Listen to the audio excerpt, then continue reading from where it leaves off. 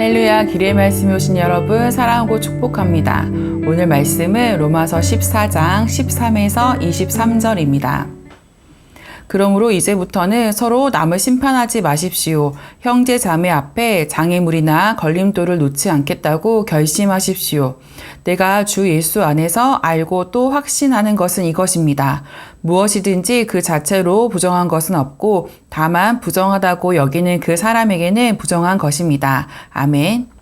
사랑하는 여러분, 추석 명절은 잘 보내고 계신가요? 많은 분들이 오랜만에 가족과 친척들과 함께 시간을 보내고 계시겠죠.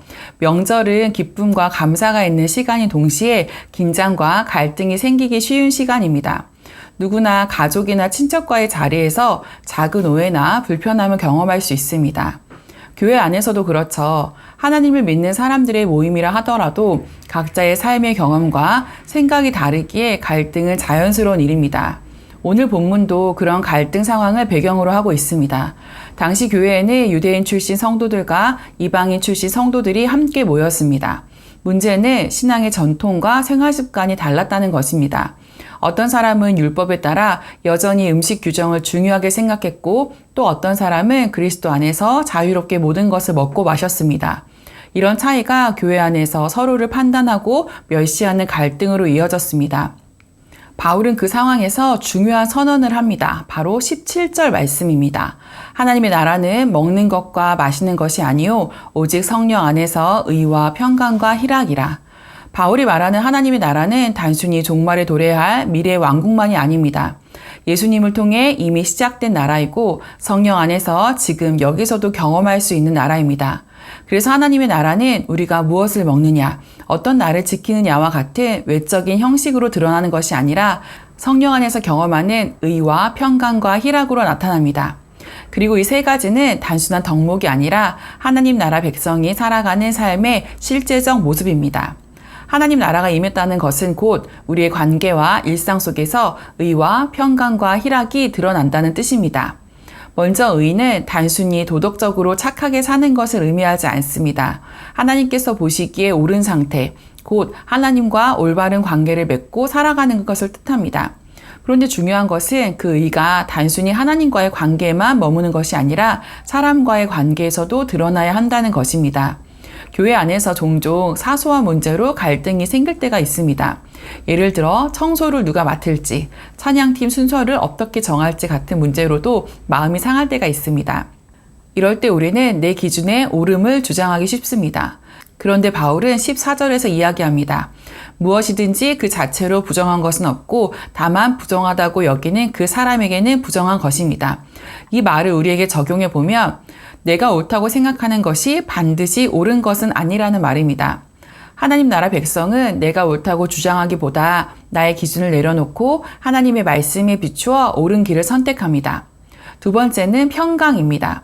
우리가 하나님과 화목하게 되었다는 것은 곧 다른 사람과도 화평을 이루는 삶으로 이어집니다.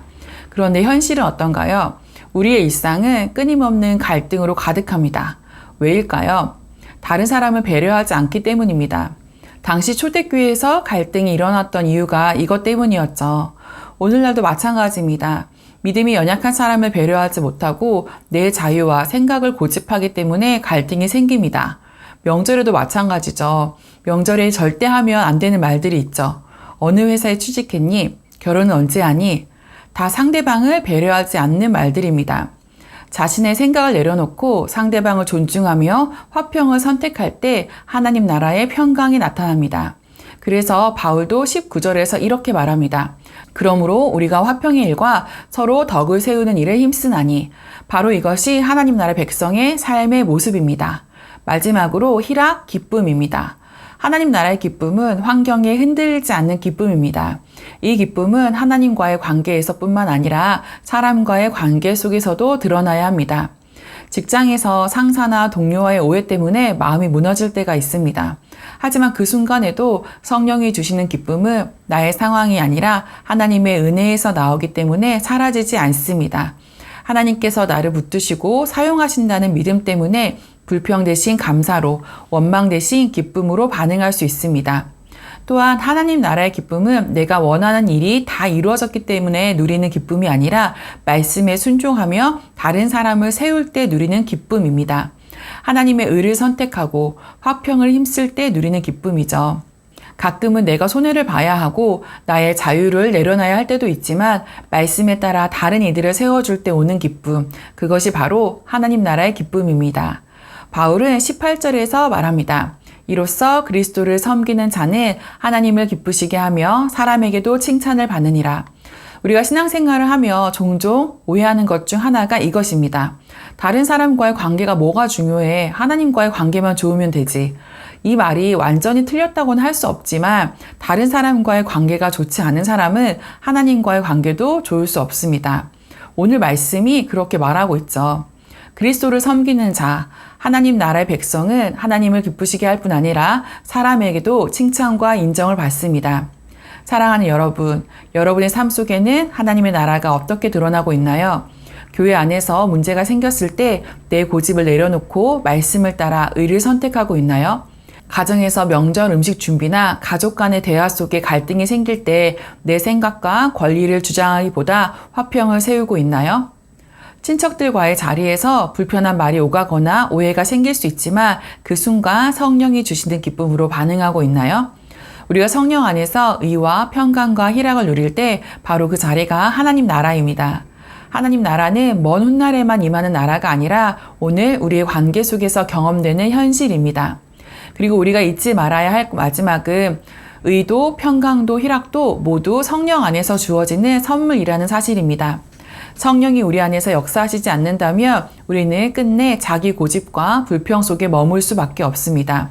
그러나 성령이 우리 안에 계시기에 하나님 나라의 삶을 실제로 살아갈 수 있습니다. 그러므로 우리는 날마다 성령을 의지해야 합니다. 성령께서 우리의 마음을 다스리실 때 가정에서도 교회에서도 직장에서도 의와 평강과 희락이 흘러나옵니다. 그 순간 그 자리에서 하나님 나라가 드러날 것입니다. 사랑하는 여러분, 특별히 남은 연휴 동안 어디에 있든 누구와 시간을 보내든 우리의 작은 선택 속에서 하나님 나라가 드러나길 소망합니다. 여러분이 있는 자리마다 성령 안에서 의와 평강과 희락이 드러난다면 그곳이 곧 하나님 나라가 되는 줄 믿습니다. 혹시 피하고 싶었던 자리가 있다면 그곳을 하나님 나라가 임하는 자리로 바꾸어 보십시오. 하나님께서 여러분의 삶을 기뻐하시고 또 사람들에게 칭찬받는 길로 인도하실 줄을 믿습니다. 여러분 각 가정과 자리마다 하나님 나라가 드러나는 시간이 되시기를 축복합니다. 오늘도 승리하세요.